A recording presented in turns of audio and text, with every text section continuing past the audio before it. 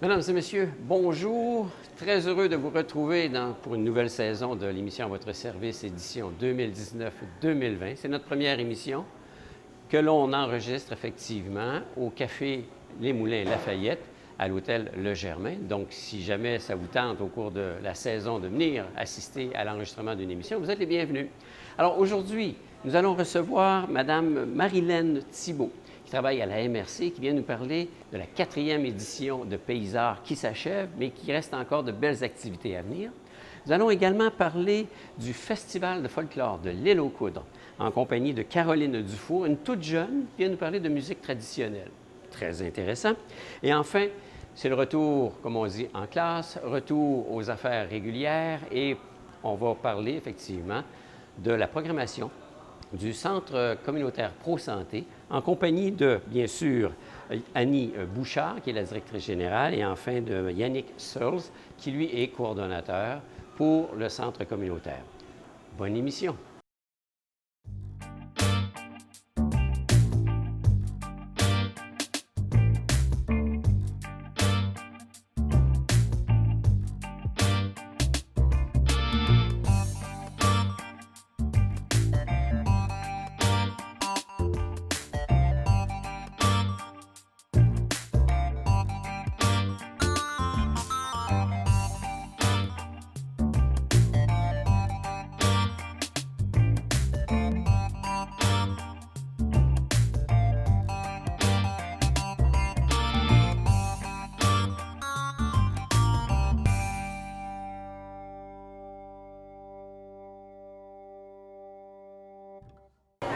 Marilène Thibault, oui. La MRC, bien le bonjour. Bonjour. On est aménagiste et on est coordonnatrice à la MRC pour le programme PDZA, qui est le programme de développement des zones agricoles. Le plan de développement de la zone agricole. De la zone agricole. OK, bon. Alors, bienvenue à l'émission. Merci. Merci, c'est une première. On casse la glace avec toi. Hey. C'est le plaisant parce qu'on parle d'art, on parle de paysarts. Oui. D'art et d'agriculture. Hein? C'est toujours un peu dans mon domaine, agriculture. Voilà, c'est super. D'où le lien. Hein? 4e saison déjà? Oui. Ça a bien été jusqu'à maintenant? Oui. Oui. Ah oui, ça a bien été. Oui, on a eu des belles œuvres. Ben, on a toujours des belles œuvres, c'est ça qui est le fun. 4 ans, 4 belles éditions, mais puis je pense que on a toujours de la difficulté à connaître la fréquentation, mais on en entend beaucoup parler, fait que c'est positif. Ça, c'est comme TVCO, on nous demande c'est quoi les codes d'écoute, on a de la difficulté à voir les résultats, mais on en entend parler. Oui, ça, c'est officiel. On sait que les pamphlets se distribuent, on sait que les gens sont intéressés, on va parler de tournées guidées tantôt, les gens s'inscrivent déjà, fait qu'on voit qu'il y a l'intérêt. On parle effectivement d'œuvres éphémères qui sont construites dans des sites choisis. Oui.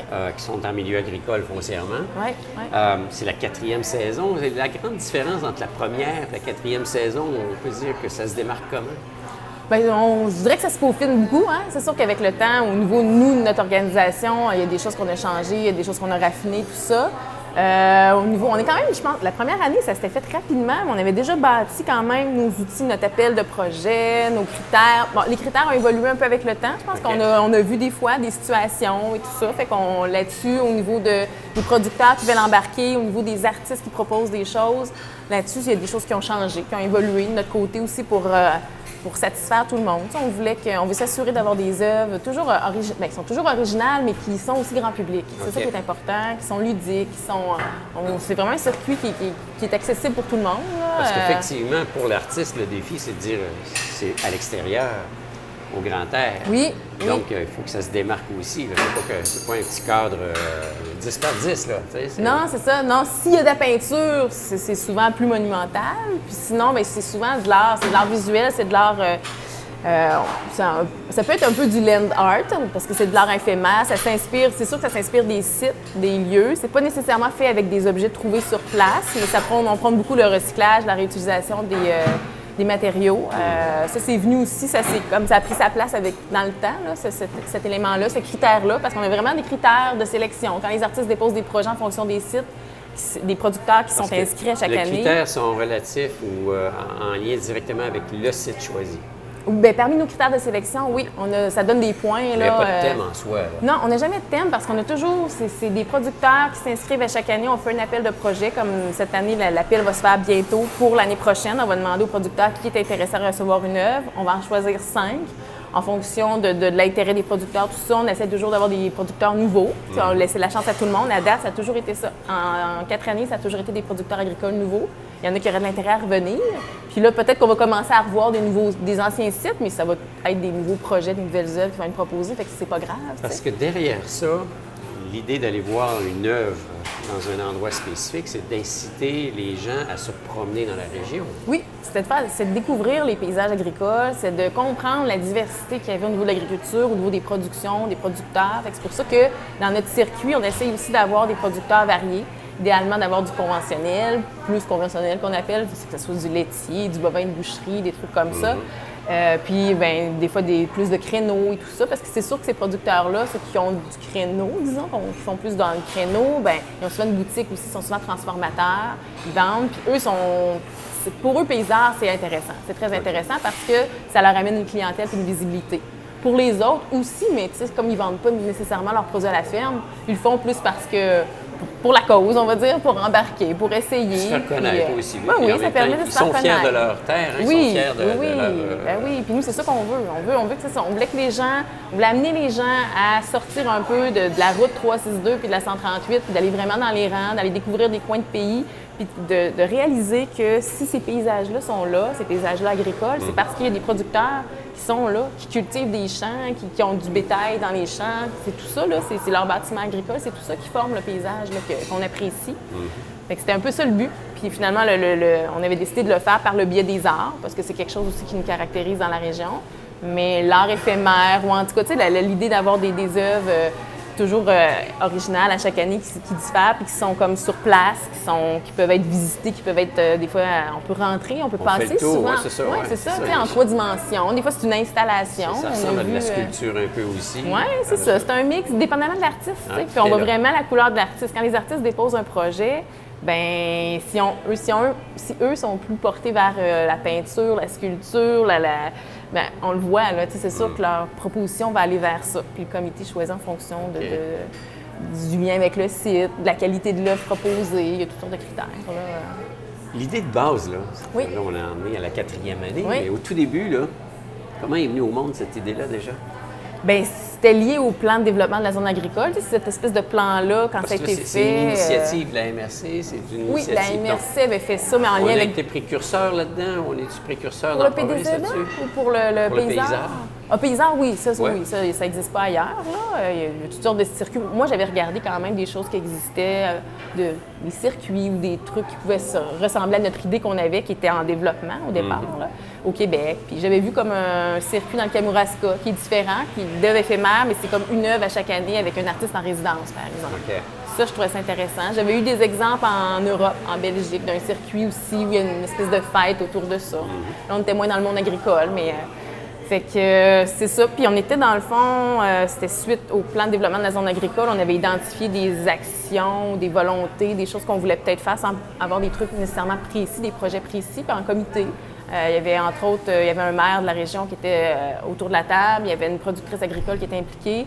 Puis c'était là qu'était venue un peu l'idée de dire, ben pourquoi pas créer une espèce de circuit, pourquoi pas utiliser les arts, mais les arts, pas nécessairement la peinture, les arts éphémères, en tout cas. Puis de là, après avoir regardé, ben on a bâti quelque chose. Puis c'est paysard. 4 ans plus tard, oui. C'est un succès qu'on peut dire. Ben oui, puis on ajoute des petites choses. Ça fait des petits dans la province, savez-vous, ou pas? Non, mais des fois, j'ai des contacts avec d'autres MRC qui trouvent ça intéressant ou des artistes qui disent hey, j'aimerais ça que ça se passe chez nous, mais c'est sûr que là, nous, on peut pas le déployer. À un moment donné, ça devient difficile. C'est déjà quand même beaucoup de temps, beaucoup d'organisation.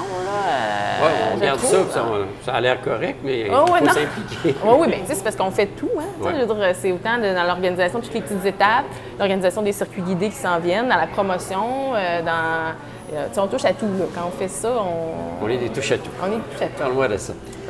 Donc, 4e saison qui s'achève, parce qu'on est déjà rendu à la mi-septembre, pratiquement. Oui, ça se termine le 7 octobre. Le 7 octobre que ça se termine, mais il y a quand même des activités. En fait, cet été, il y avait comme un concours, il y avait un rallye que les gens pouvaient faire. Oui, on a fait le dévoilement en juin pour dire voici le circuit est là, voici qui est là, les sites et tout. Dès le début, on disait que c'était une nouveauté cette année, le rallye. Donc, les gens pouvaient, en même temps qu'ils faisaient la visite des sites, parce qu'on peut faire le tour, on peut faire les 5 sites, mais ça fait une grosse journée. Hein? Fait qu'on y va tranquillement au fur et à mesure de l'été. C'est parce qu'on couvre la MRC de Charlevoix-Ouest. Oui, c'est ça. Alors, c'est ça, ça va de l'île aux Coudres ici. En fonction des producteurs qui ont été sélectionnés. Puis ça Effectivement. aussi, ça fait partie de notre sélection. On essaie de couvrir quelques municipalités, fait que ça varie d'une année à l'autre. Cette année, on en avait 2 à Baie-Saint-Paul, un à Saint-Hilarion, un à l'île aux Coudres, puis un aux Éboulements comme producteur. Donc, c'est ça. Donc, le rallye, c'était d'amener un petit plus, d'amener comme une raison de plus pour les gens de faire la visite, peut-être aussi avec des enfants. Donc, on voit l'œuvre, on regarde, il y a toujours une affiche à côté de chacune des œuvres qui est là pour justement donner de l'information aux gens. Expliquer un peu, oui. Expliquer, parler de l'œuvre et parler du producteur. Puis là, bien, il y avait une lettre aussi qui était cachée sur le site. Il y avait une grosse lettre tête de... A, B, C, D, E. Oui, il y avait 5 lettres en tout de l'alphabet. Donc, la personne qui faisait le tour, au final, elle avait 5 lettres à composer un mot. Je pense qu'une fois que tu avais les 5 lettres, il y avait un petit indice sur le pamphlet, donc ça permettait de t'aider à trouver le mot. C'est pas paysan parce qu'il y a plus que 5 lettres. Oui, non, c'est ça. Puis là, on avait installé, ils sont toujours là, les boîtes sont là, vont être là jusqu'au 7 octobre, donc les gens peuvent toujours remplir le petit coupon à même le pamphlet paysan. On a toujours à chaque année un pamphlet promotionnel qui explique les sites, les adresses et tout. On inscrit le mot finalement que ça nous donne, puis on va faire tirer un panier cadeau de produits de nos producteurs participants de cette année. Ouais. Des producteurs directement. Oui. Là, ouais, okay. Oui. Fait qu'on a de l'agneau de Charlevoix. C'est pas nécessairement de l'agneau, on va avoir un certificat cadeau, disons, de l'agneau de Charlevoix. On va avoir un certificat cadeau des vergers Penneau, par exemple, des produits de gestion et environnement GD qui font, par exemple, dans ce cas-ci, ça va être du sirop de bouleau. C'est un des produits qu'ils font. Ils font du miel, ils ont du safran, tout ça. Produits des jardins du chef. Et il me manque Centre Jardin de la Baie. Donc, on va avoir un certificat cadeau parce que quand c'est plus difficile d'avoir un produit, on ne peut pas offrir un produit frais ou bon, quand ça devient un peu... Ça peut être un arbre, ça peut être des plantes, ça peut être... Ben oui, fait que les gens, au total, ils auront un panier qui... Ça a une valeur de 100 $. Dans le fond, ce panier-là, de minimum 100 $. J'en doute pas, ça monte vite, ces produits-là, quand ils sont de qualité puis ces choses-là. Oui. Bon. Ça, c'est dans le cadre du rallye. Oui, pour les participants du rallye. Ça va être... Donc, les gens ont jusqu'au 7 octobre pour pouvoir participer à ce rallye-là. Oui. OK. Entre-temps, à la fin septembre, il va y avoir ce qu'on appelle une visite guidée. Les circuits, la tournée guidée. On appelle ça tournée guidée. Oui. Avec, guide et on fait ça en autobus. Oui, c'est ça. Donc ça, c'est notre troisième année. C'est sur 2 jours. On le fait sur 2 jours. Donc, c'est dans le cadre des Journées de la culture. Fait que les Journées de la culture sont le 27, 28 et 29 septembre. Oui, okay. Donc, nous, on fait une visite le 28, samedi 28, une visite dimanche le 29. En après-midi, les deux. Les heures de départ sont différentes, par contre, parce que le samedi, on va visiter les producteurs de Baie-Saint-Paul et de Saint-Hilarion. Okay. Donc, on part à 1h30. On va revenir vers 5h.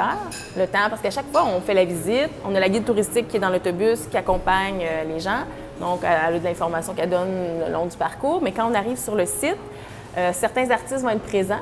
Sur certains sites, l'artiste va être présent, d'autres sont absents, mais dans ce cas-là, c'est la guide touristique qui va donner les informations concernant les œuvres. Et la plupart des producteurs vont être là aussi. Fait que souvent, on peut les rencontrer. Dépendamment on ne va pas nécessairement visiter la ferme, mais comme le centre jardin, ben là, on peut rentrer à l'intérieur. La propriétaire peut nous parler un peu de son entreprise et tout ça. Fait qu'on le fait pour chacun des sites. Je sais que Gestion et Environnement GD vont préparer quelque chose pour les gens qui vont arriver avec les arts. Pour la ferme à Saint-Hilarion, c'est à voir. C'est sûr que des fois, c'est moins évident, là, mais en tout cas, sinon, on peut quand même aller, on va voir le bâtiment, on va voir le paysage, on va entendre parler de l'œuvre. Donc, on fait une tournée comme ça là, pour visiter œuvres, producteurs, paysages, agricoles. Fait que c'est les 3 sites du samedi. Okay. Départ à 13h30, derrière le musée d'art contemporain. Dans le stationnement, comme l'espace qui sert un peu au festif. Le nouveau pavillon Monsieur Tremblay. Oui, bien même, je pense que l'autobus devrait être stationné plus vers le fond. Là. Okay. Vraiment l'espace où les gens vont pour le festif. D'accord. Avoir de la place pour stationner. Oui, c'est ça. Puis moi, je vais mettre il va y avoir 2 affiches. Là. Une à la rue, vraiment, qui indique que c'est par là le départ. Puis une un petit peu plus loin avec des ballons, probablement, pour que les gens sachent qu'ils sont toujours à la bonne place.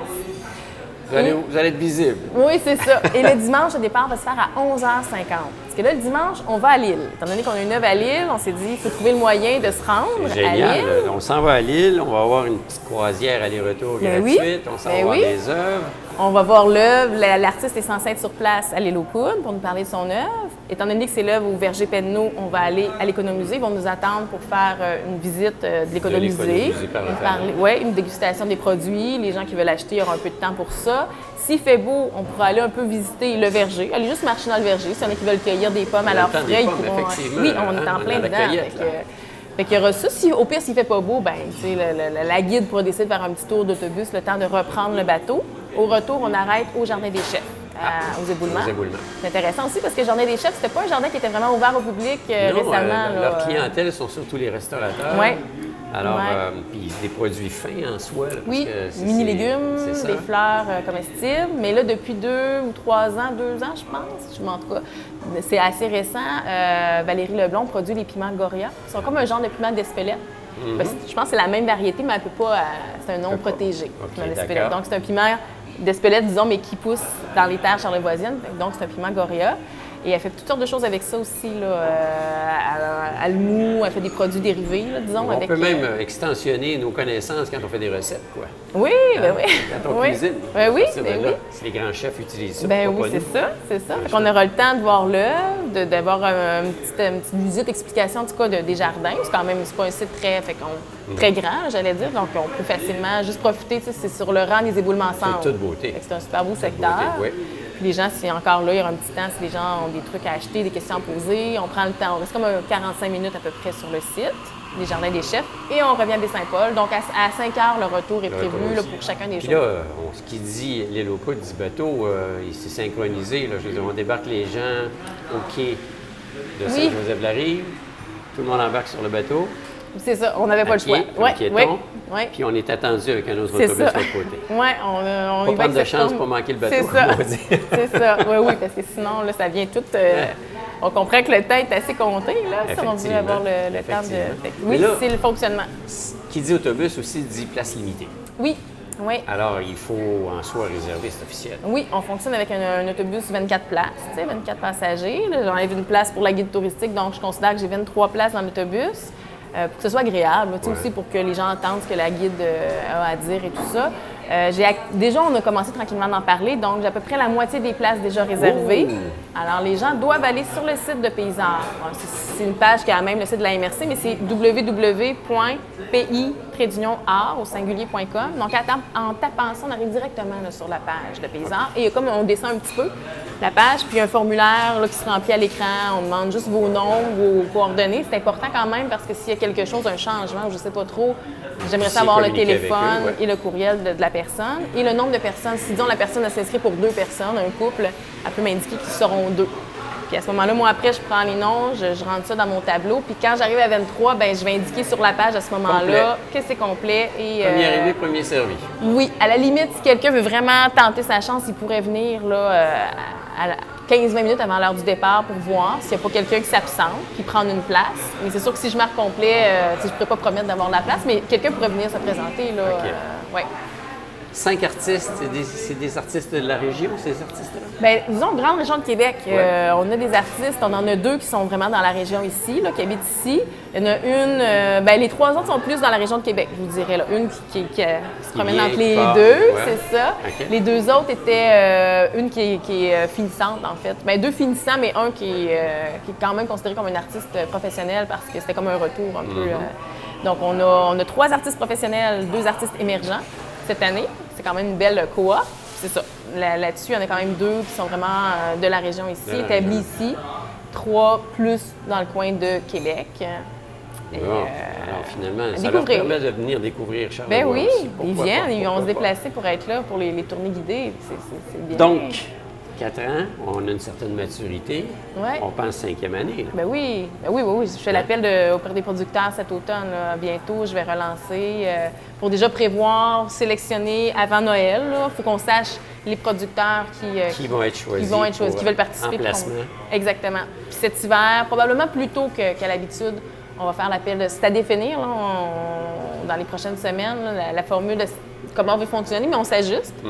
Donc, avec le temps, ce qu'on constate, c'est que quand on fait l'appel de projet un peu plus tard, bien, ça laisse moins de temps, c'est plus serré. Il y a des gens qui...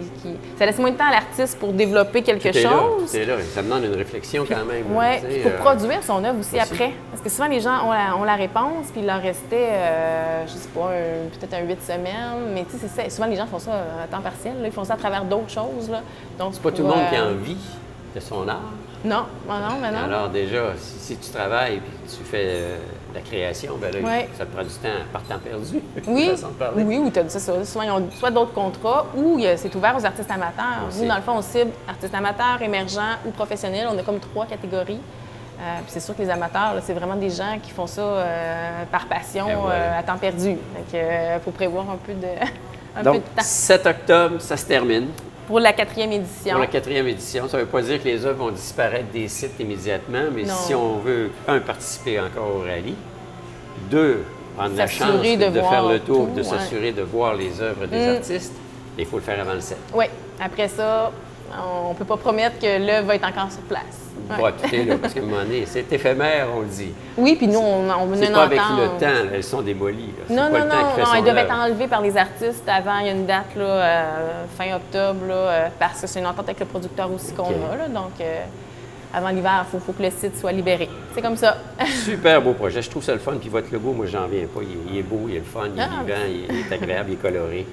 Et puis, il est facile à reconnaître quand on regarde dans des différentes brochures ou quoi que ce soit. Le paysage, portez attention à ça, vous allez le voir. Ouais, le petit coq. Le petit coq. La petite girouette, comme ça. Et voilà. Marilyn Thibault, merci beaucoup. Merci, ça fait plaisir. Merci d'être venue sur ce plateau. Puis nous, on lance la saison 2019-2020 avec toi. Parfait, mais c'est gentil. Merci. C'est un plaisir. Merci.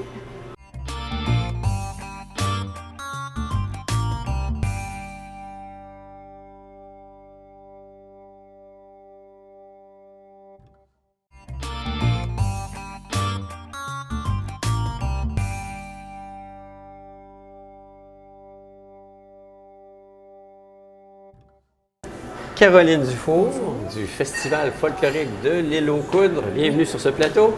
Merci. Alors, on a fait un beau petit voyage ce matin, une belle petite croisière. Il faisait beau sur le bateau, le beau soleil, c'est génial. On va prendre une petite pousse d'air salé. Et fait du bien. Voilà. Festival folklorique de l'Île aux Coudres.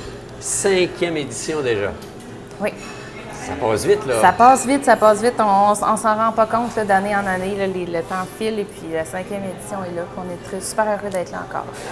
Toutes les mêmes personnes sont là. Toutes les mêmes personnes. Vous êtes un groupe, là, je veux dire, parce que c'est toi qui es le porte-parole aujourd'hui, là, mais de fil en aiguille, vous êtes un groupe à travailler autour de ça, là. Oui, exactement. On est 4. Donc, on est Pierre Dufour de l'Île aux Coudres, Frédéric Boudreau, Simon Vanet et moi-même là, qui occupons la gestion de ce festival-là. Là, je vous regarde, vous êtes des jeunes. On parle de festival folklorique. D'habitude, on parle de musique dite traditionnelle. Il y a un reggae, il y a du renouveau. C'est le fun, ça rajeunit, là, quoi, là?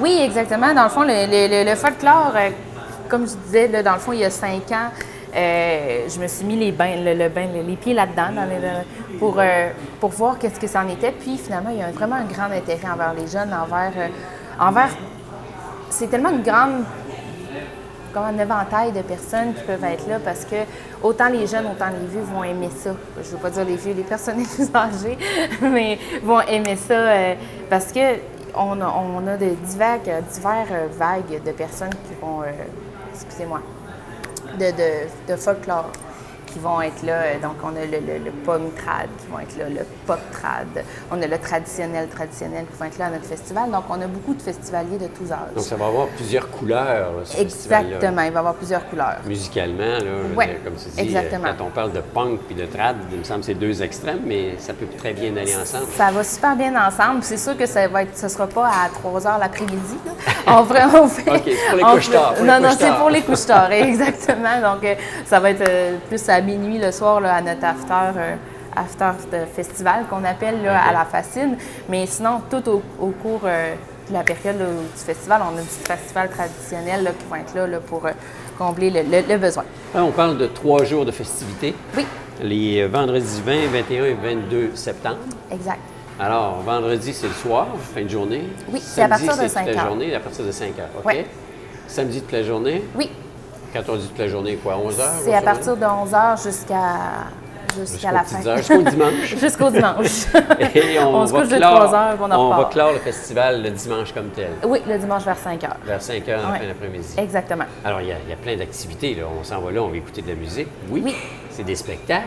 Oui. Mais il y a beaucoup d'autres choses autour. Oui, exactement. Dans le fond, le samedi, comme dans la journée, on va avoir le coin des artisans, qui est un petit marché, si on veut, un petit coin où ce que les artisans, on essaie d'avoir des gens de métier, des gens qui fabriquent de leurs mains, qui vont être là pour vendre leurs produits, pour vous expliquer comment ça fonctionne, pour être là avec nous.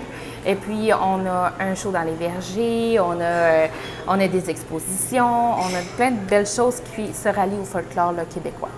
OK. Qui vont être là pour vous. Comme tel. Oui. Est-ce que les produits, c'est des produits de l'île ou des produits de Charlevoix comme tel? Charlevoix, même Québec, là, des fois, là, qui se rallient. Puis dans la programmation musicale, vous avez Oui. combien d'artistes là, qui vont venir faire une prestation? Là? On a un spectacle le vendredi, qui là, les fameux Arthur à Noël ont laissé leur place à un jeune Arthur à Noël, en fait, là, qui est José Dufour, va être là avec Frédéric Tremblay, qui ont parti un band folklore, eux. Fait que c'est eux, ils vont faire leur lancement d'album le vendredi soir. Donc, c'est Il y a le même groupe. un album là, qui va sortir. Oui, l'album se lance le vendredi. Là, Donc, on va assister à un lancement officiel. Exactement. Ça va être vraiment le fun, mais on les laissera pas de côté quand même. Là. Nos Arthur, ils vont venir pousser la chansonnette avec eux là, pour 5-6 chansons. Là. Donc, on va avoir notre dose des Arthur à Noël le vendredi soir quand même. Ouais. Le samedi. Le samedi, dans le fond, si on parle de spectacle, on va se déplacer juste en fin de journée. Bien, en fin de journée, l'après-midi, en fait, là, parce qu'on a un spectacle dans les vergers avec M. André Thibault qui va faire un hommage à Félix Leclerc dans les vergers Penneau. Fait que ça va être vraiment féerique. C'est toujours le fun d'aller à ce petit spectacle-là dans les vergers. On s'assied sur des caisses de bois. C'est un spectacle acoustique. Donc, c'est vraiment joli. Oui, à aller voir. C'est bucolique. Ah oui, c'est On mange vraiment une bonne pomme, bucolique. puis Exactement. on écoute un spectacle. Tout est là pour faire un bel événement, là, un micro-événement qui va être là. OK. Ça, c'est dans l'après-midi, fin de journée. À l'après-midi, oui, 2 heures, en fait. Pas fin de journée, 2 heures. Puis en même temps, à 2 heures, on a le départ de la parade de tracteurs qui va être à la Tourbière Pearl, qui va être là, dans le fond, on attend environ 45 à 50 tracteurs à chaque année. Oui, exactement. Ils font le tour vers l'ouest de l'île et arrivent au site. Dans le fond, la finale de la parade est sur le site du Festival de folklore à l'église Saint-Bernard. Fait qu'on a droit à l'arrivée là, vers 16h30, qui va être en spectacle aussi avec Étienne Bouchard et Bernard Bouchard, qui est un petit duo là, vraiment on est dans le traditionnel. On est dans le traditionnel, là, vraiment, là, un bon chansonnier, pianiste avec un violoniste qui vont être là. Fait que ça va être vraiment agréable là, comme fin d'après-midi, en espérant que le beau temps va être là parce que... Mais je pense que ça s'annonce bien. Vous avez des bons contacts? Oui, on a des bons contacts. On a des bons contacts. Ouais. On touche du bois parce que je touche du bois, là, mais ça a été... on a toujours eu du beau temps là, au festival, donc on le souhaite encore cette année. L'automne, c'est agréable, une belle journée comme aujourd'hui. Exactement, là, juste un une bon petite laine, chandail. puis voilà, on est en business. Mais c'est pour mettre nos chemises carottées, parce que sinon il ferait trop chaud. Ben oui, parce que qui dit folklore, c'est ça, hein? Il y a des traditions, là. Oui, exactement. OK. Puis on parle de soirée après ça? Oui, exactement. Après le souper Michoui, qui va être là, qui est présenté par le Boucaneux. On se déplace là, dans le fond à la tente avec le premier groupe qui va être Musique à bouche. Un excellent groupe très traditionnel. C'est le nom du groupe, ça? Oui, Musique à bouche. Oui, exactement. Très traditionnel, très dans le folklore. Il n'y a pas beaucoup d'instruments, c'est beaucoup avec les voix. C'est vraiment magnifique à entendre. Après ça, on va faire l'entracte qu'on appelle sur le perron de l'église, qui est une durée de 15-20 minutes. Ça va être Capitaine Salo, qui est là pour l'after à l'après, mais qui va venir faire une courte prestation avec de la projection sur l'église, avec en collaboration avec les Fils Mantra, qui est une compagnie charlevoisienne. Et suite à ça, on va finir la soirée avec Réveillon. Donc là, on va y aller dans le traditionnel. C'est Noël avant le temps, là. C'est Noël avant le temps, mais c'est vraiment, ça bouge, c'est le fun. Vraiment, là, venez. Ça va être une belle soirée, pour vrai, une belle soirée complète pour les amateurs là, de folklore. Là. On a de tout dans cette soirée-là. Et on finit, à l'Auberge de la Fascine, à minuit, avec Capitaine Salo, que là, c'est comme je disais tout à l'heure, c'est un punk rock un peu plus qui déménage, mais ça vaut la peine de venir voir parce que c'est le fun de voir l'amalgame des deux voir à quel point ça va bien ensemble. Je vais juste regarder, je parle pas de musique traditionnelle, mais il y a eu un hit cet été qui était à la base western, country, Oui. puis qui a été repris aussi avec du rap. Puis ça fait fureur présentement sur les radios. Alors, c'est des genres de découvertes qu'on peut faire comme ça. Là. Exactement. C'est beau de voir tout ça, là, de voir 2 heures. Elle la fascine. C'est toujours agréable d'y aller. En plus, on exactement. est toujours bien accueillis, puis tout ça. Oui, exactement. Dimanche, on commence. Il Il faut aller se confesser. Il faut aller se confesser à 9h moins quart, 8h45. Donc, une messe folklorique, c'est du folklorique traditionnel. Suite à ça, on va avoir le brunch à l'intérieur de la tente avec un hommage à Oscar Tifo, avec André Thériault qui va être là durant le brunch, qui va pouvoir nous animer un peu ce petit brunch dominical-là. Et puis, suite à ça, c'est le gala folklorique, le traditionnel gala folklorique qu'on aime bien garder dans notre programmation parce que c'est les gens de Charlevoix qui peuvent venir sur scène, venir montrer leur talent parce qu'on a beaucoup de talent caché dans Charlevoix. Donc, voilà, du talent de tout âge en plus. Exactement. Des fois, on a des jeunes là, de 12-13 ans qui viennent jouer de l'accordéon puis tu es là, waouh, c'est cool là, pour vrai. C'est le fun de les voir montrer à grand jour. Oui, exactement. Puis pour eux autres, c'est toujours stimulant. Il y a du public, là, ils ne sont pas dans leur environnement, maison oui, non, et compagnie. Ça change la place, puis non, c'est le fun. Ouais. Là, c'est un festival, c'est la 5e année, mais vous faites partie d'un réseau. Donc, je veux dire, il y a un réseau qui existe au Québec de folklore. Oui, il y a un grand réseau de ce qui s'appelle le réseau TRAD.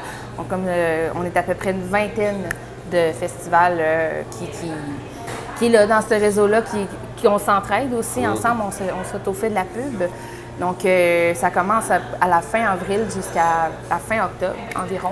Puis là-dessus, il y a des festivals tout au cours de l'été, l'automne, printemps. Il y a du monde qui suit ça dans la province. Oui, vraiment. J'en ai des gens qui font hey, nous, on est allés à ce festival-là, ce festival-là, ce festival-là. Il y en a des amateurs, des purs, des vrais, des amateurs de folklore. Là.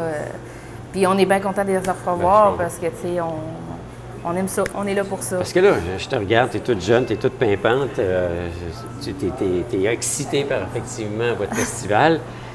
Il y a comme une recrudescence au niveau de la musique folklorique. Là. Oui. Parce qu'il y a eu des années récentes, là, des groupes comme Mes Aïeux, les Cowboys Fringants, la Bottine Souriante et compagnie. Exactement. Moi, je recule dans les années 70, il y avait du Paul Piché, il y avait Garoulou. C'était comme on créait de la nouvelle musique dite consonance folklorique. Mais là, aujourd'hui, on le sent encore. Là. Oui, on le sent encore. Puis, tu sais, comme je disais tout à l'heure, il y a des jeunes groupes qui sont là puis qui vont faire un renouveau dans le traditionnel. Tu sais, on a le traditionnel, les rilles, les ci, les ça, tu sais, comme qui sont très traditionnels puis qu'on aime ça encore. On en a écouté puis on va en écouter toujours, mais on a aussi du nouveau par rapport à ça, des des amalgames de deux styles de chansons, deux styles de musique qui vont faire une musique comme on discutait tout à l'heure. Donc, le trad avec du pop, le trad avec du punk, là, qui va donner une nouvelle vague au traditionnel qui va être... Puis qui va chercher une autre clientèle. Exactement, des jeunes, c'est comme un peu plus. Là, moi, j'ai été élevée là-dedans, fait que c'est sûr que j'avais déjà un bon intérêt envers le folklore. Il y en a beaucoup, là, beaucoup de parties de Noël, là, qu'on était dans le traditionnel, puis que tout le monde joue de la musique. Moi, c'était ça chez nous. Donc, c'est sûr que j'ai la passion déjà là. Oui, je suis privilégiée, oui, vraiment. Ouais. Dans les fêtes, je regarde, moi, dans ma jeunesse, à Noël, justement, là, on tassait les tables, on mettait les chaises autour, puis il y avait toujours des musiciens dans la famille, puis ça se mettait à danser et à jouer. Mais ça, moi, c'est encore ça, ma réalité. Fait que je trouve ça génial à tous les ans. Puis, tu sais, on joue de la musique. Chez vous, oui. Revivre la tradition. Oui. Sinon, c'est le festival folklore. Sinon, c'est le festival de folklore, exactement. Puis le gala, tu sais, c'est un peu ça aussi. C'est un peu dire, hey, emmenez vos instruments, on fait ensemble un beau party. Un genre de jam session. Exact. Il y en a, tu sais, durant le festival, on va-tu faire cette chanson-là ensemble? Oui, parfois on y va. Tu sais, c'est le fun, tu sais, de créer des liens comme ça, là, dans le festival. Bon, on dit artiste, on dit organisation. Ça coûte des sous quand même pour y aller, mais c'est très, très, très, très abordable. C'est très abordable. Pour toute la fin de semaine, on peut avoir le bracelet qui donne accès à tous les spectacles. En fait, pas les repas, qui est au coût de 45 $. Fait qu'on a le droit à 6 spectacles en tout beaucoup de 45 $. Fait que c'est très abordable. Et puis, sinon, on a à la carte. Là. Dans le fond, le vendredi soir, ça coûte 15 $. La journée du samedi va coûter 35 $ et le dimanche va coûter c'est 12 $ en tout. Okay. Donc, tu sais, on est mieux de prendre le bracelet de fin de semaine, dans le fond, parce que venir le vendredi, c'est adopter la fin de semaine au complet. On y reste. On y reste. Il y a de l'hébergement, de toute façon, sur l'île? Oui, il y a de l'hébergement. Mais pour ceux qui viennent du continent et qui veulent aller faire un saut, les bateaux, c'est toujours sur les heures régulières? Oui, c'est juste que c'est les heures régulières. On a une bonification la fin de semaine. Donc, il y a des bateaux demi-heure de 9h à 6h le soir. Okay. Sinon, ça tombe aux heures jusqu'à 23h. En soirée, c'est ça, que les gens qui veulent aller sur l'île, le dernier bateau qui est à 23h. 23h. Oui, donc vous pouvez voir tous les spectacles. Juste Capitaine Falot. Jusqu'à la Fascine, quasiment. Jusqu'à la Fascine, peut-être pas. Il va falloir que vous preniez 6 heures le lendemain matin. Mais ça veut dire on peut partir pour ceux qui vont aller voir le spectacle. Oui, exactement, oui. On est en ligne comme tel. Oui. Puis à ces heures-là, il n'y a pas de problème pour entrer sur le bateau? Non, non. En temps normal? En temps normal, oui. Super. Ben, écoute, c'est génial. On vous souhaite un bon 5e. Merci, un merci festival, beaucoup. Là, ça s'appelle le FFIAC. Vous avez un site, une page Facebook? Oui, on a une page Facebook. Pour l'instant, donc la page Facebook, tout est là, tout est bien dit. Ça s'appelle? Festival de folklore et l'eau coudre. Ben voilà. C'est fort simple à fort trouver. Simple, on il y a aime toute ça la simple, programmation, efficace. il y a toutes les informations comme telles. Exactement. Ouais. Ben, bon retour à l'île. Ben, merci. Et merci, puis bon succès à ce 5e festival. Merci beaucoup. Merci.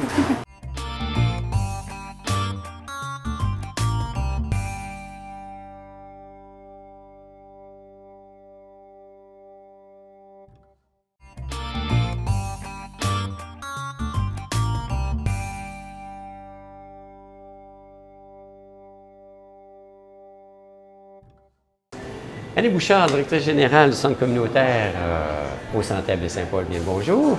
Et Yannick Searles, c'est bien ça? Oui, c'est bien ça. C'est bien ça, désolé. On n'est pas habitué de l'entendre et de le prononcer, qui est coordonnateur au service, finalement toujours au Centre communautaire au Santé. Bien le bonjour, bienvenue à cette émission, première émission de l'année 2019-2020.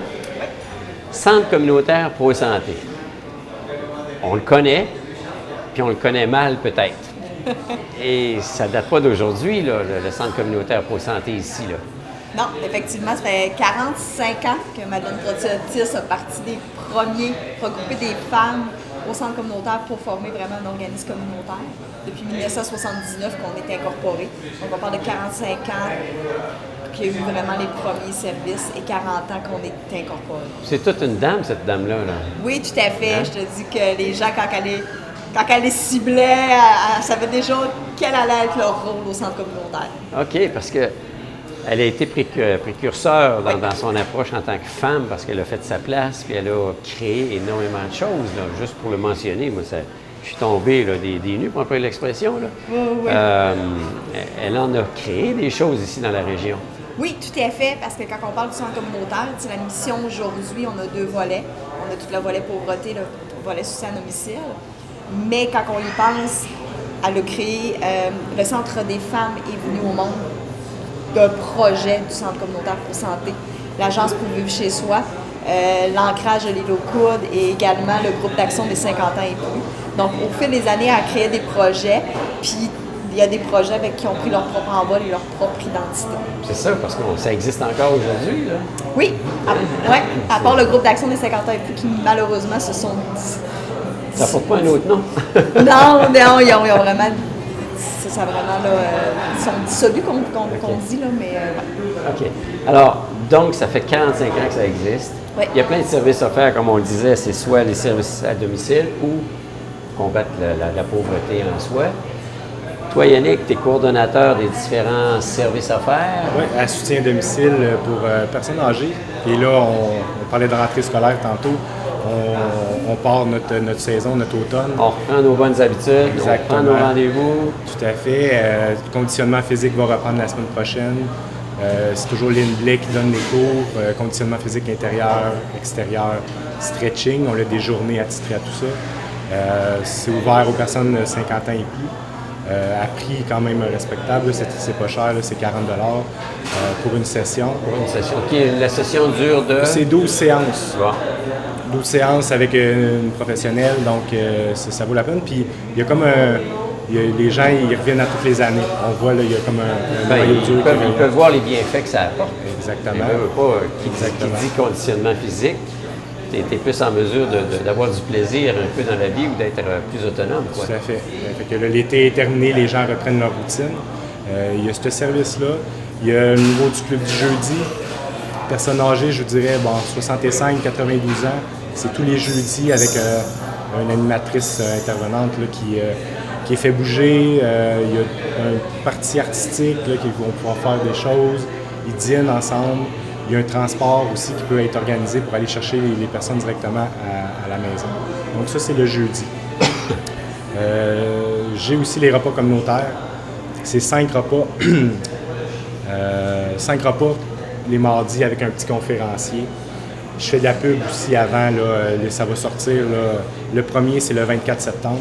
On est toujours à peu près une quarantaine à soixantaine de personnes. 60 ans à, je dis toujours 92, mais ceux qui ont plus 110 ans. 110 ans. Puis on a déjà des gens qui ont, moi c'est toujours le fun de côtoyer, des gens qui ont fait toutes sortes de métiers, ça vient discuter ensemble. On les connaît pas, hein. On les connaît pas, on voit que c'est des personnes d'un certain âge, mais il y a un vécu. Oui. Tout à fait. Ce vécu-là, je veux dire, il peut être extraordinaire. Je fais juste mentionner Mme Otis tantôt. Je veux dire, regarde, c'est une femme d'action. On voit des grandes Québécoises ou des grandes femmes de ce monde, mais ça en est une là, qui a fait beaucoup de choses pour la région. Oui, puis tu sais, au centre communautaire, c'est riche. On se le dit souvent. Moi, j'apprends beaucoup de certaines personnes. Étant jeune, je pense encore. On vieillit. C'est la sagesse qui rentre.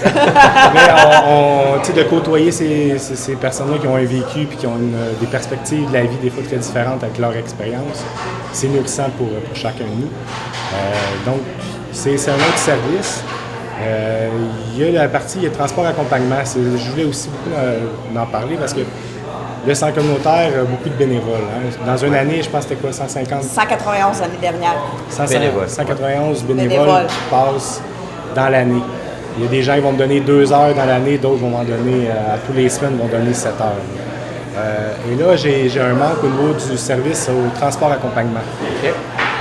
Ce qui consiste à les personnes qui ont des rendez-vous médicaux. Ils appellent les personnes âgées, appellent au centre communautaire, me donnent l'heure du rendez-vous et la date. Je contacte un bénévole qui lui prend sa voiture, va chercher la personne, l'apporte au rendez-vous. Le rendez-vous peut être à Québec, à Baie-Saint-Paul ou à la Malbaie. L'accompagnement consiste à un soutien là, au niveau de l'orientation à l'hôpital. Des fois, les personnes n'aiment pas conduire, aller à Québec. Donc, on est très flexible dans les domaines. C'est sûr qu'on charge le transport à la personne et on donne une compensation aux bénévoles au niveau du gaz. Donc, moi, j'ai une belle équipe de bénévoles. C'est sûr que là, il faut tout le temps renouveler, remettre ça à jour. Puis quand les gens apprécient, les gens qui font ça apprécient beaucoup. Comme on dit, on gagne plus à donner qu'à recevoir. C'est un peu ça, du bénévolat, oui. Ça l'est, ça, on donne de son temps. Exact. Puis ce qui est intéressant, c'est que vu que c'est des rendez-vous, c'est pas toujours la même heure, tout ça. Donc les bénévoles, quand il y en a qui appellent, les bénévoles ont le choix de dire non aussi. S'ils ne sont pas disponibles cette semaine-là, c'est pas grave. L'important, c'est d'avoir une banque pour pouvoir rouler à l'année puis pour pouvoir couvrir vraiment tous les besoins, toutes les demandes. Oui, parce que le besoin est vraiment là. Puis l'important, que les bénévoles soient bien dans le bénévolat qu'ils vont nous donner. Ouais. J'ai des gens, moi, il y a un monsieur qui me disait, moi, c'est juste les mardis. Bien, c'était juste les mardis, je l'appelle juste. Et juste des transports à Québec, bien, on essaie de donner juste des transports à Québec, juste à Baie-Saint-Paul, dans le respect que la personne qui en vient, bien, elle aime ça. Okay. Fait que donc, on est à la recherche de personnes disponibles là, pour effectivement faire des accompagnements. Oui, tout à fait. Puis les gens intéressés qui me contactent directement au centre communautaire, je vais donner le numéro, 435-2129. 435-2129. Voilà. On le répète. 435-2129. Et voilà. Ils ont eu le temps de l'écrire. Okay. De m'appeler. Puis souvent, je les rencontre, je leur demande qu'ils viennent au centre communautaire. Je présente l'équipe. Sur le nom, exactement. Je présente un peu l'équipe, puis on a une belle équipe, une belle ambiance de travail. Les gens ils embarquent aussi là-dedans. C'est ce qu'on offre aussi, le bénévolat, mais l'ambiance aussi qui va avec. Et de là, ils me disent leur disponibilité, ils me disent ce qu'ils veulent, puis on fait un chemin avec eux. Il n'y a pas de contrat de signé, il n'y a rien de rigide dans tout ça. Ben, c'est ça. Je veux dire, tant qu'on est disponible, tant mieux. Sinon, ben, on a une mention. C'est pour Désolé, ça. je suis obligé d'arrêter pour X raison. C'est pour ça que je prends beaucoup tu sais, de bénévoles. S'il y en a qui peuvent me donner juste un 2 heures, je vais le prendre. D'autres qui sont très disponibles. C'est pour ça qu'il y a coordonnateur. Hein. Ça prend de la coordination, tout orienté, tout ça. Exact. Le centre communautaire, là, OK, c'est une adresse, c'est un lieu physique, Oui. mais il y a beaucoup de services à faire sous ce même toit-là. Là. Oui, bien comme je disais tantôt, on a les 2 missions. Donc, c'est à domicile, puis il y a la papa roulante aussi qui n'a pas eu le temps de parler ou quoi que ce soit. Puis on a tout le volet pauvreté. Donc, pauvreté, on a la consultation budgétaire, j'ai une intervenante au niveau de la consultation budgétaire. Puis, tu sais, quand on parle de pauvreté, des fois, c'est pauvreté ponctuelle. Coup dur dans la vie qui nous arrive, puis durant une certaine période, ben il faut comme réorganiser nos choses. Donc, le centre communautaire est là pour ça. On a des outils, dans le fond, qui nous aident pour quand les gens ont des problématiques au niveau budgétaire. On parle de la moisson, qui vient, dans le fond, qui vient alléger la facture de l'épicerie. Okay. Je ne dirais pas que c'est une épicerie complète, mais c'est vraiment alléger la facture de l'épicerie. On a un comptoir de vêtements usagés, donc ce qu'on appelle une friperie.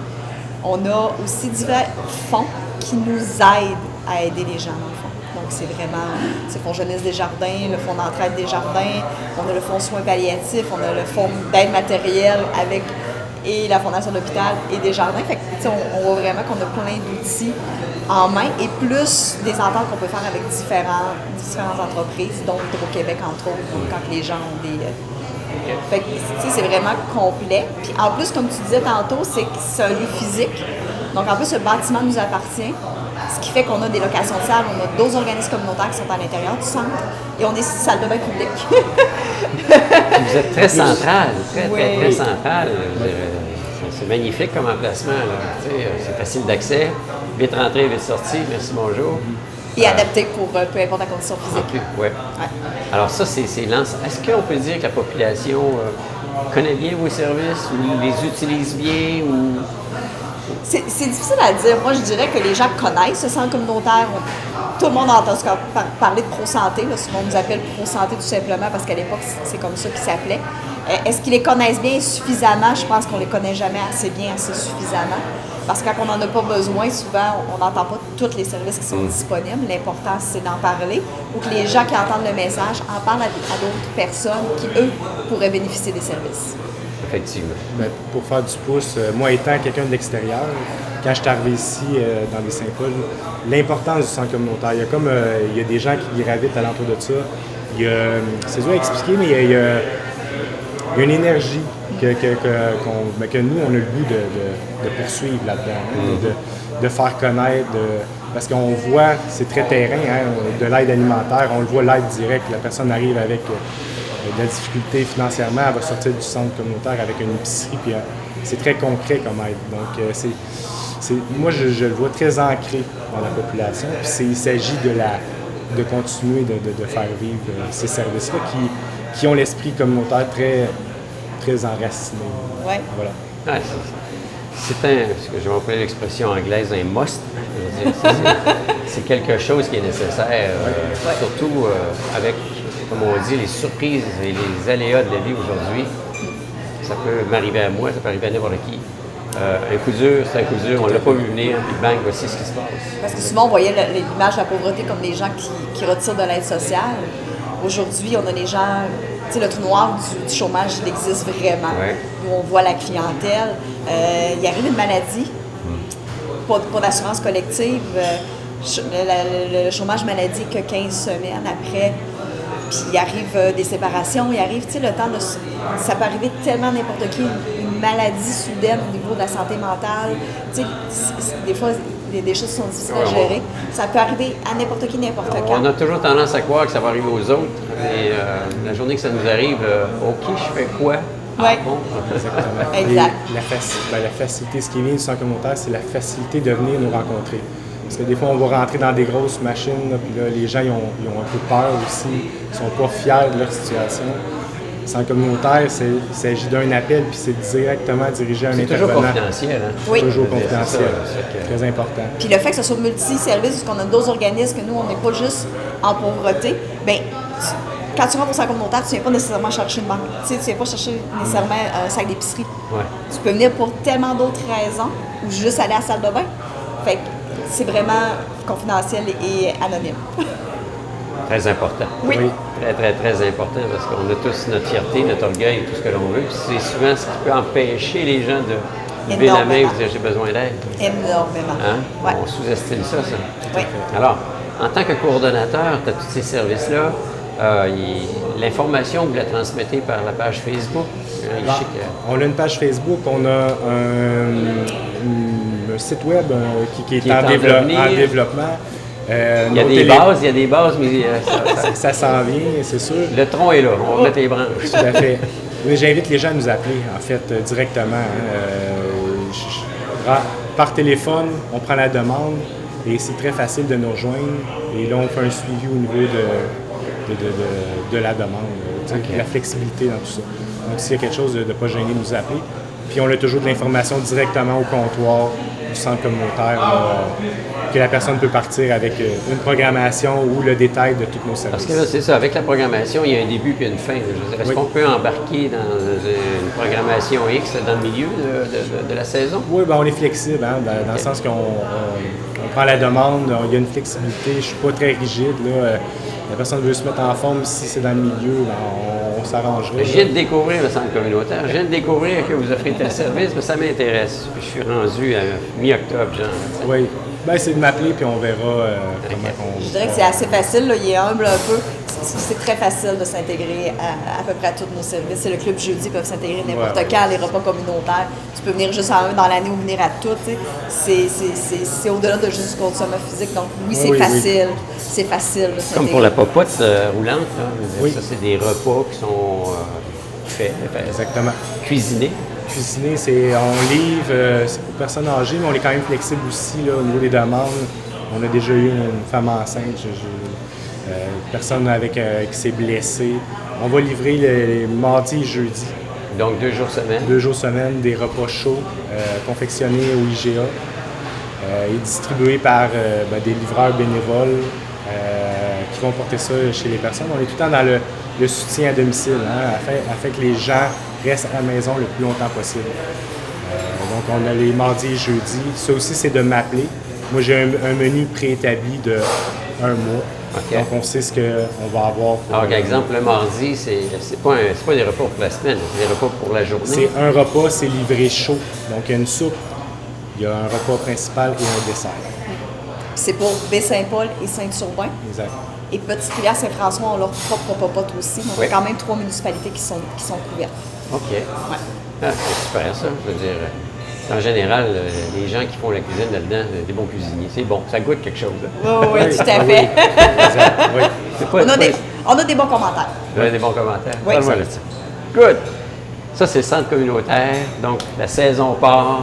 Effectivement, c'est ouvert présentement parce qu'on est rendu déjà à la mi-septembre. Déjà. Oui. Alors, vous êtes facile d'accès, puis on vous appelle pour savoir qu'est-ce qu'il y en a. Exactement. Moi, je profite de l'occasion de la présence d'Annie ici pour parler côté athlète. Là. On va parler de l'athlète comme tel. Là, hein? Oui, ma deuxième vie, La deuxième vie, course en tandem, paracyclisme. paracycliste. Oui, Le exact. para là-dedans, dans le fond, ça veut dire c'est quoi? C'est parallèle? Non, le para, ça veut dire que c'est des athlètes ayant un handicap. OK. Donc, moi, dans ma catégorie, évidemment, j'ai des gens handicapés visuels. Mais au niveau du paracyclisme, il y a différentes catégories, dont les gens qui ont soit des paraplégies, des tétraplégies, tout ça, qui vont être en ce qu'on appelle des vélos à main. Il y a des gens qui ont eu des problèmes neurologiques ou qui ont des pertes d'autonomie au niveau d'un membre ou de plusieurs membres, mais qui n'ont pas d'équilibre. Donc, il y a des tricycles. Et il y a des gens qui sont capables encore d'être sur un vélo individuel, là, normal, Oui. ce qu'on voit le plus courant. Ouais. Mais par exemple, il y a 5 catégories différentes selon le handicap. Donc, perte d'autonomie, bras, jambes, quoi que ce soit. Il y en a même qui manquent une jambe, manquent un bras. Donc, ils ont des prothèses pour adapter sur leur vélo. Donc, il y a vraiment différentes là, catégories au niveau des... Donc, quand on parle de parasport, c'est plein de sports, mais c'est des athlètes qui ont un handicap. OK. Donc, ça vient expliquer, puis ça vient mettre la table, on fait l'expression. Ça fait quand même plusieurs années là, que tu participes à ce genre d'activité-là. Bien, je m'entraîne depuis 7 ans pour ça et que je fais la compétition, évidemment, au niveau national national, provincial et national. Mais depuis quelques années, je le fais au niveau international. International. Puis là, on arrive d'une compétition panaméricaine, c'est ça? Oui, les parapanaméricains. Les parapanaméricains, OK. Donc, les deuxièmes plus grands jeux, là, après les Jeux paralympiques, donc les Jeux olympiques pour le parallèle, que les gens connaissent plus. Là, c'est les Jeux, dans le fond, parapanaméricains, donc tous les pays d'Amérique. Tous les pays d'Amérique. Oui. L'Amérique du Sud compris, l'Amérique du Nord, L'Amérique centrale. l'Amérique. Oui, l'Amérique au complet. Alors là, comme tu dis, c'est les deuxièmes plus gros jeux. Oui, les deuxièmes plus grands jeux au monde. OK. Toi, tu es allé compétitionner dans ton domaine à toi, qui est Oui. la bicyclette en tandem. Oui. Et tu es revenu combler, comme on dit, on le voit dans ton sourire. Enfin, je peux mordre dans du métal, soit argent ou or. Là. Oui, exact. Donc, dans le fond, ça se passait à Lima, au Pérou, donc la grande capitale du Pérou. C'est vraiment magnifique parce que c'est la première fois que je compétitionnais dans un événement où c'est des multisports. Parce qu'habituellement, quand on voit des événements, ce n'est que du paracyclisme. Ah.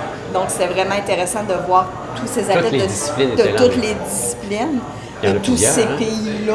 Il y en a plusieurs, des disciplines. Il y en a beaucoup. Tu sais, on parle en natation, en athlétisme, tu as du badminton, tu as du basketball, tu as du rugby, tu as du tennis de table. Tu sais, t'en as, À peu près ce qu'on écoute, peut retrouver dans les Jeux olympiques. Là, à peu près. À peu Tu sais, près. on va avoir quand même beaucoup de sports semblables, effectivement. Nous, donc, on est invités par le Canada, donc on a été sélectionnés, on a fait nos critères durant l'année. Donc, C'est ça, parce que ne se présente pas là qui veut. Là. Il y a des standards. il y a des D'habitude, standards. ils sont assez élevés. Ils sont assez élevés. C'était seulement 8 athlètes, donc du Canada, peu importe là, dans quelle La catégorie. discipline, OK? Ouais, pas la discipline, mais en La paracyclisme, la catégorie. Donc, on avait D'accord. 3 chaises roulantes, on avait un tricycle avec nous et on était 3 tandems et un vélo individuel, donc ce qu'on appelle un C4. On faisait, pour nous, c'était une première expérience au niveau des grands jeux comme ça. C'était une première expérience au niveau de la piste, parce que nous, on était habitués de faire 2 courses de Ben route. oui, c'est ça. Là. En plus, c'est ça qui est encore plus soulignable, pas encore l'expression. Là. C'est quelque chose. Là. Je n'ai Oui. jamais fait ça, puis bang! C'est ça. On s'est entraîné un peu Ouais. avant, mais c'était quand même notre première compétition à ce niveau-là. C'est notre 10e journée seulement d'exposition à la piste, donc souvent les gens vont plus comprendre avec le vélodrome. C'était à l'intérieur, c'était vraiment une belle expérience. On n'avait pas d'objectif parce qu'on ne savait pas qu'est-ce qu'on valait, sauf peut-être sur la route qu'on savait que là, Ouais. on est quand même, tu sais, on voit nos performances cette année, c'était nos Compétitionner, meilleures sur performances. base régulière, ouais. Fait que, tu sais, de revenir avec 2 médailles d'argent, une médaille d'or, dont une première argent et or, c'était nos 2 courses sur la piste. Donc, 3 médailles sur 4 courses. C'est encore plus soulignable parce qu'il n'y en a pas de vélodrome au Québec. Non, il y a une piste extérieure à Bromont, À Bromont. mais elle n'est pas couverte, Elle n'est pas effectivement. couverte. Ouais. Là, ça, vous n'aviez jamais pratiqué ou entraîné, vous n'êtes jamais entraîné sur cette piste extérieure-là à Oui, Bromont? on est allé 3 fois à Bromont. Puis juste avant de partir pour le Pérou, on est allé à Milton, en Ontario. La ville de Milton a un vélodrome qui est vraiment fermé.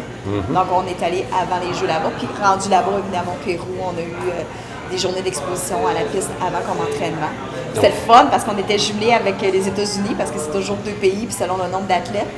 Donc, on a lié beaucoup d'amitié aussi avec les Américains, fait que c'était super le fun. Ah.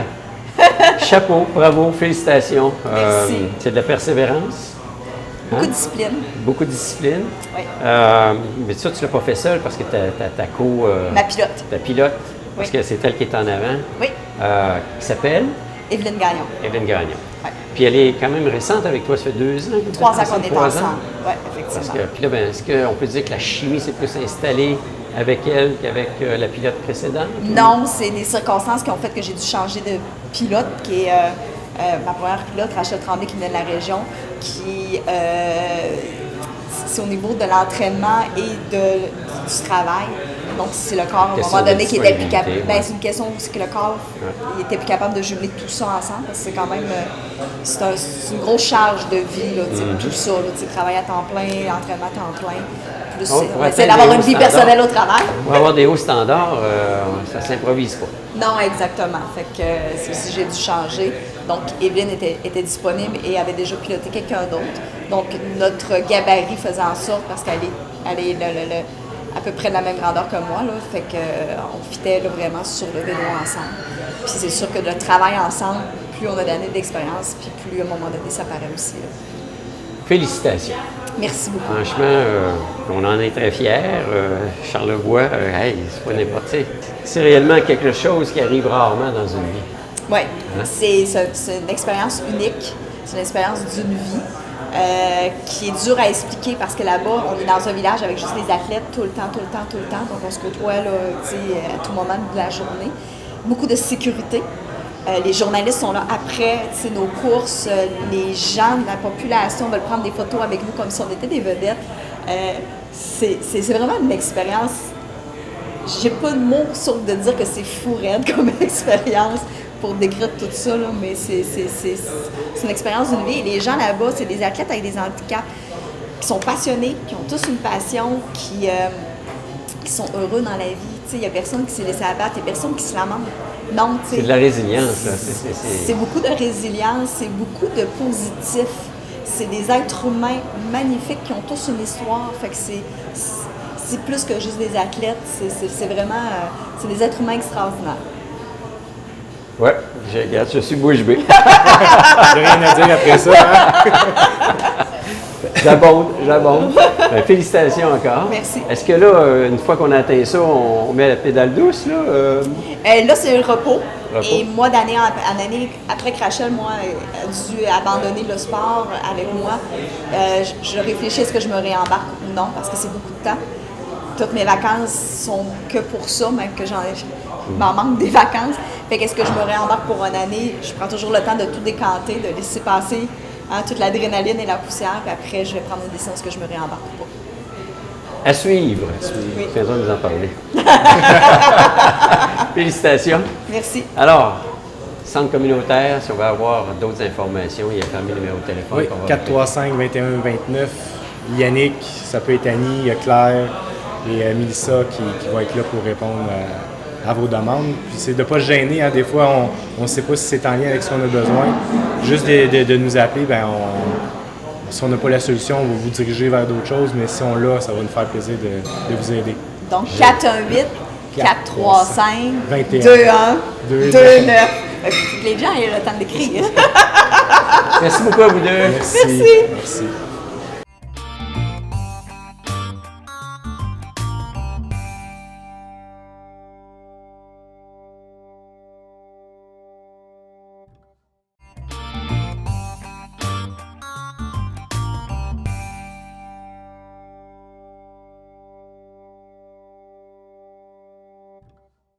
Et voilà, la toute première, comme on dit, elle est déjà du passé.